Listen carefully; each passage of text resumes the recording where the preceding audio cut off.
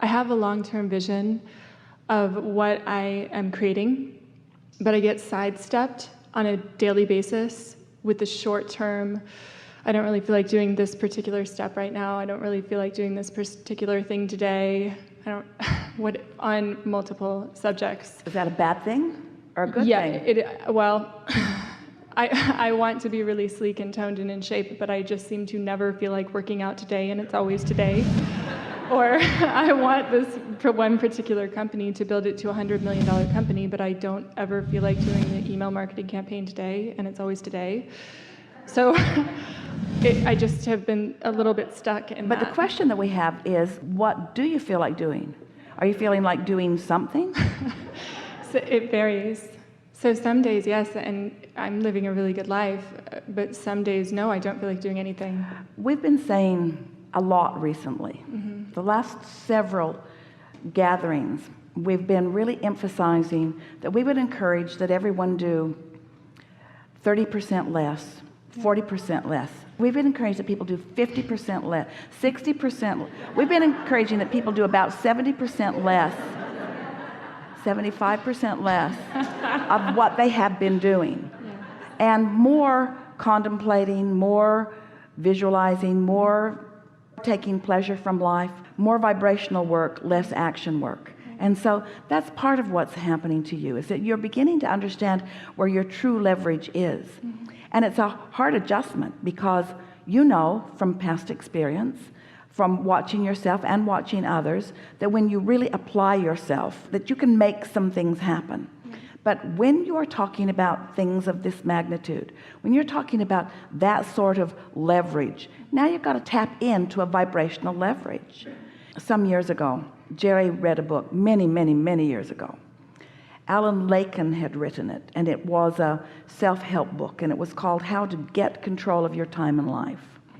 And the only thing that Jerry recalled from the book that he then talked to Esther about was a process called the Swiss cheese process. And what the basis of it was that there are some things that you can accomplish very quickly.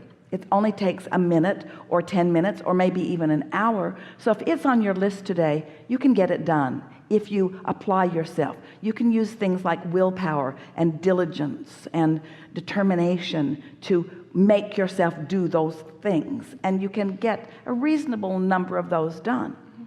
But there are those larger things like writing a book or getting yourself in shape or creating a financial empire, or even doing your income taxes, or cleaning out your garage. In other words, those things that you're not going to do in an hour, that would take maybe more than a day or maybe more than a week. And so those are the things that you tend to not apply yourself at. You procrastinate. You don't make any effort. And so he suggested that you take those big things and you break them down into smaller things. So Esther takes a big piece of paper and she puts holes all over it, making it look like Swiss cheese, and then writes all of the different aspects of everything about this project. What's it going to take to do all of this? And then when she looks at it, she just picks one of those and asks herself if she feels like doing it. And something that she has discovered is that she often does feel like doing it. She often feels like doing it because the overwhelmment factor isn't there, and the rational factor that says, I'm not going to be able to begin to accomplish this all right now. You kept saying right now, right here, right now, right here, right now. But a piece of it may be. But here's the thing. This is the piece that we want to put into this. Is there anything on this Swiss cheese list that I want to do right now? Not that I need to do right now. Is there any piece of this that I'm called to? And what Esther's discovered is, yeah, she keeps feeling called to that and called to that. And sometimes she'll sit and she'll complete 3 or 4 things in one day as she's moving about, because she wants to do it, not because she needs to do it. And that really is the key. It's another way to overcome resistance. It's sort of like the placemat process that we talked about before, where in a feeling of overwhelmment, delegating it to the universe, don't assign it to yourself. So did anything shift in that conversation? It did. It did, just the feeling of, because everything that I feel like I must do next for this one particular company, Lesson Stop is, I don't want to do. But I'm certain that if I lay it out in a map, the way that you suggested, there will be things. So what's this conversation saying? Always follow your path of least resistance. Let's take this further. We've not had this conversation before with anyone. Let's take this further. Why take the path of least resistance? Because it's the only choice you have.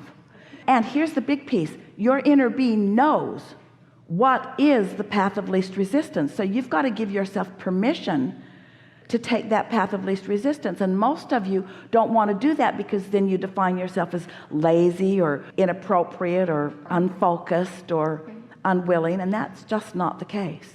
Let's say it in this way. Path of least resistance is the way the entire universe operates. Path of least resistance is the only way that things operate in a natural way. Path of least resistance is the only way, the only sustainable way for energy to flow.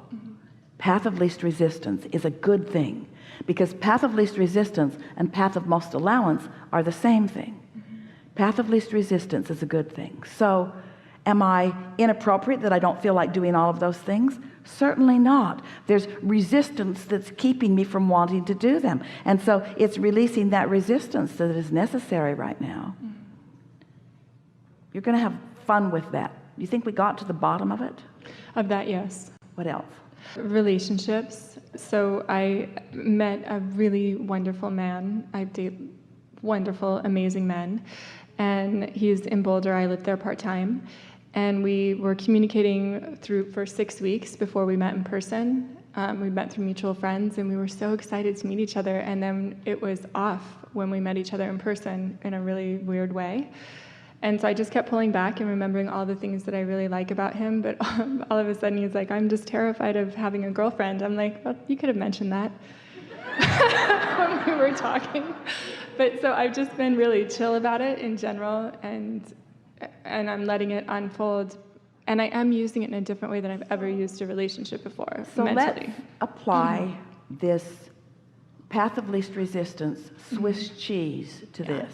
Okay, I like it. Because there are things about it. In other words, what's different about the communication that you were having before you met? He said it just wasn't real to him, so he could just be in his mind about this perfect relationship, and then all of the fears that he has around relationships came up, that it would be really hard work and all of this stuff. And I'm like, my relationships actually aren't like that. But he can't hear that, and I don't want to try and convince him of anything. So let's just say, because it is true, that it isn't that at a distance you looked better and up close you didn't look so good. In physical ways or in personality ways, it's not that. Let's just say that at a distance you didn't look so real and up close you looked real. Let's just say that at a distance it felt more free and up close it felt less free. So it isn't about inappropriateness, it's more about readiness, and readiness is about path of least resistance. So the question that we have for you is this a project worth completing? I actually just last night was saying to my best girlfriend, I don't need another project.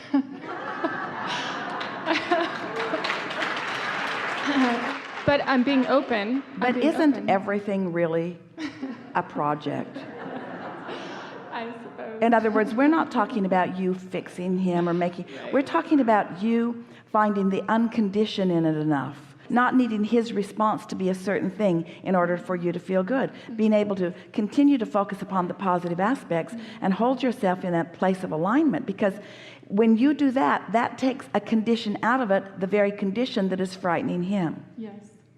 Because there isn't anything more uncomfortable for someone who's been free-wielding than to believe that they have to change their behavior in order to accommodate someone else. And yet when you come together in sort of a cooperative dance, there is a compatibility that is important.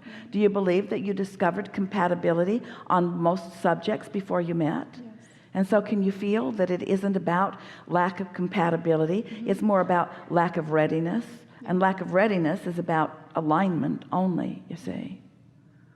If we were standing in your physical shoes and we had discovered an object of attention that makes our heart sing on most fronts, we would focus on the heart singing, not the situation that is making it sing. Right. And when you do that, it'll either fall into place or something else will. That has been my practice. It will either fall into place or something else will. And it's true of everything. Let's just have this experience a lot. Have you ever purchased what appeared to be the perfect piece of furniture for a place, and then you found something else to go there that was perfect, but then they weren't perfect together? So the perfect piece of furniture is no longer perfect, but the rug that you put down is. So now the piece of furniture has to go. As your life continues to evolve, your criteria changes and your desires change and what you're asking for changes, and it's always going to be like that. So you're not looking for the perfect anything. You're just looking for the most situations that you can feel the best about. But when you decide to be unconditional, then you put all the conditions aside and you just decide how you want to feel, and you start focusing on that, and then things just start syncing up with those feelings, because your inner being, the source within you, knows everything that will surprise and delight you to the furthest extent that you have currently decided. It's so much fun when you relax and stop trying so hard to be a deliberate creator and accept that you are already that, and that things are unfolding perfectly for you, and that your work is just to stay as happy in the project process as you can at any moment in time. You're not ever going to back off, because your desire for more from that broader perspective has so much momentum. Yeah. I have one more quick question correlating that, because with this relationship, I've done something that I've never done before. I took about a year and a half off of dating entirely, and just realized that I am freaking awesome, and whatever guy ends up with me literally is like the luckiest guy on planet Earth. So it is okay with me whether or not that sorts out. And so I've been being really chill and just watching what happens, and only sending messages when I feel really, really good and really in alignment. And then I'm wanting to take that practice and put it into like sales for my new company, which feels far more significant and important than the relationship, because the relationship sort of feels handled. And it's harder for me to do that, like you were talking about with the other people, because it does feel more serious. So how do I translate that? Well, there's a little vibrational contradiction in what you just said and what you were saying earlier. Okay. In the sense that your relationship doesn't feel handled. Oh, okay. Does it? Well, it feels like the right one is coming for sure. And it's either him or it's someone else, for sure. So do you believe that relative to the relationship, contrary to the conversation we just had, that you are in an unconditional place about it? That you know how you want the relationship to feel, and that you feel the ease of patience of just waiting for it to come into place? More so than I ever have before. Because of this relationship that just happened, not prior to it. Because of going through this and having to just remind myself that I get to run the show. It is the way that I want it to be. I don't have to bend around to something different. So you don't have to bend around to something different in terms of compromising or changing, but you do have to, bend around isn't the word that we want to use, you do have to find constant, steady alignment with who you really are and how you really feel.